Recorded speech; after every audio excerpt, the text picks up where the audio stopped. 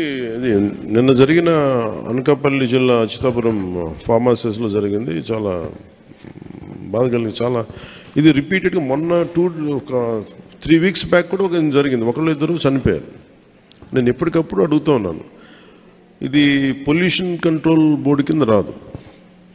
అంటే ఎన్ని ప్రమాదాలు మీ అందరికీ తెలిసింది. పొల్యూషన్ అంటే పొల్యూషన్ ఎమిషన్స్ ఉన్నాయా లేదా చెక్ చేయడమే తప్ప, ప్రమాణాలు చెక్ చేయడం తప్ప, ఈ సేఫ్టీ నామ్స్ కానీ ఇవన్నీ ఈ మనకి director of factories, labour, fire department, అలాగే కేంద్ర ప్రభుత్వ ఆధ్వర్యంలో ఉండే petrol and explosive safety organisation పర్యవేక్షిస్తాయి.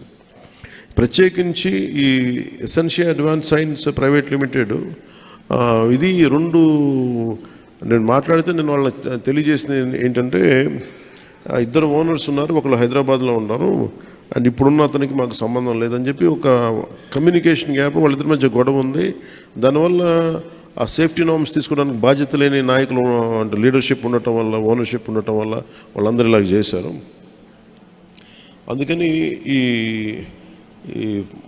ఒక ఫ్లోర్ నుంచి ఇంకో ఫ్లోర్కి వెళ్ళే దాంట్లో అయితే ఇంకా నాకు తెలిసి వాళ్ళు అంటాం సెకండ్ ఫ్లోర్ నుంచి గ్రౌండ్ ఫ్లోర్కి వచ్చే సాల్వెంట్ ఫస్ట్ ఫ్లోర్లో కొంచెం లీక్ అయ్యి ఆ కరెంటు బోర్డ్స్ ఉంటే వాటికి అయ్యి వేపర్లాగా ఏర్పడి పేలిపోయింది. దాదాపు ప్రమాదంలోనే ఒక 7-8 మంది చనిపోయారు. చాలా దారుణంగా ఉంది, గుర్తుపట్టలేని పరిస్థితులు అని చెప్పాను. నేను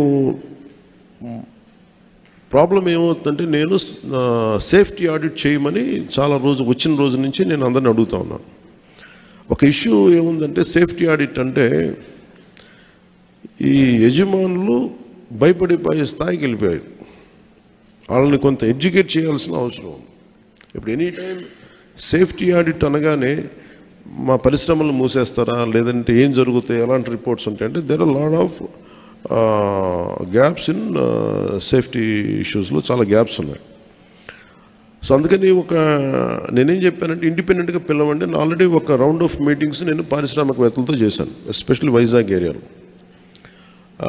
హిందుస్థాన్ మన షిప్పింగ్ యార్డ్ వాళ్ళతో కూర్చోబెట్టి నేనేం చెప్పానంటే, మీరు ఎన్ని చర్యలు తీసుకుంటారు పనిచేసే వాళ్ళకి కానీ పొల్యూషన్ కంట్రోల్ నామ్స్కి సంబంధించి మీరు ఎలాంటి చర్యలు తీసుకున్నారు మాకు వివరించండి అంటే, మేము వాళ్ళు గతంలో కంటే ఇప్పుడు బాగా చేస్తూ ఉంటాను కానీ they are not to the satisfactory level. ఇప్పుడు ఒకేసారి మనం ఈ పొల్యూషన్ ఇవన్నీ మన ఈ నామ్స్ అన్నీ పెడితే ఇండస్ట్రీ షుడ్ కమ్ ఫార్వర్డ్. అంటే ఇది నేను ప్రత్యేకించి నేను చాలా రోజుల నుంచి నేను కోరుకుంటా ఉన్నాను. నేను ప్రత్యేకించి మరీ చెప్తున్నాను. ఇప్పుడు అంటే నేను ఎందుకు కొంత ఒక అడుగు ముందుకేయడానికి నేను ఎందుకు సంకోచిస్తున్నానంటే, ఒకసారి అది ప్రభుత్వానికి ఇబ్బందిగా ఉండకూడదు కాబట్టి నేను నా ఉద్దేశం సేఫ్టీ ఆడిట్ జనాల ప్రాణాలు పోకూడదు, కార్మికుల ప్రాణాలు పోకూడదు అనుకునే పరిస్థితిలో ఉంటాను నేను ఎప్పుడు. అలాంటిది మళ్ళీ ఇది ఇలాంటి సేఫ్టీ ఆడిట్ చేస్తే ఉన్న పరిశ్రమలు వెళ్ళిపోతాయి అని చెప్పి ఒక వదంతి ఉంది. అది కొంచెం మాట్లాడతారు నాతోటి, మీరు ఇలా చేస్తే పరిశ్రమలు వెళ్ళిపోతాయి, పరిశ్రమలకి అనుకూలమైన వాతావరణం ఉండదు అంటే. నా ఉద్దేశం ఏంటంటే, అది కనీస భద్రత అనేది పరిశ్రమలు ఇవ్వాల్సింది కదా. నేను పరిశ్రమల్లో ఇంక్లూడింగ్ ఆక్వా వాళ్ళకు కూడా చెప్పాను. సో గ్రేట్, చాలా సంపాదన ఉంది, రాష్ట్రానికి ఆదాయం ఉంది, మనకి ఈ పరిశ్రమల ద్వారా చాలా సంపాదన ఉంది. కానీ ప్రయారిటీ ఎవరైతే పని చేస్తారో వాళ్ళకి ప్రాణరక్షణ కూడా చాలా అవసరం కదా. ఆ నామ్స్ ఏంటి ఒకసారి మాట్లాడదామని